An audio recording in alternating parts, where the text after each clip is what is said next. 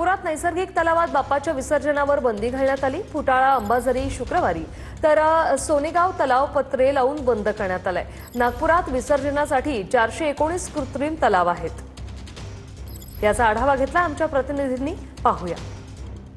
नागपूर महानगरपालिकेकडून बाप्पाच्या विसर्जनाची तयारी पूर्ण झालेली आहे। मी आहे सध्या फुटाळा तलाव परिसरामध्ये आणि नागपुरात नैसर्गिक तलावांवर गणेश मूर्तीच्या विसर्जनासाठी बंदी घालण्यात आलेली आहे। त्यामुळे हे दृश्य आपण या ठिकाणी बघू शकतो।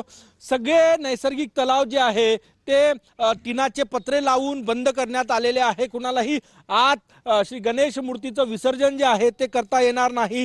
परंतु प्रत्येक ठिकाणी अशा प्रकारे कृत्रिम तलाव तयार करण्यात आलेले आहे आणि नागपूर शहरामध्ये 216 ठिकाणी तब्बल 419 कृत्रिम टँक आणि कृत्रिम तलाव तयार करण्यात आलेले आहे आणि जिथे गणेश भक्तांना बाप्पाचं विसर्जन जे आहे ते करता येणार आहे। म्हणजे फोन करा आणि बाप्पाचं विसर्जन करा।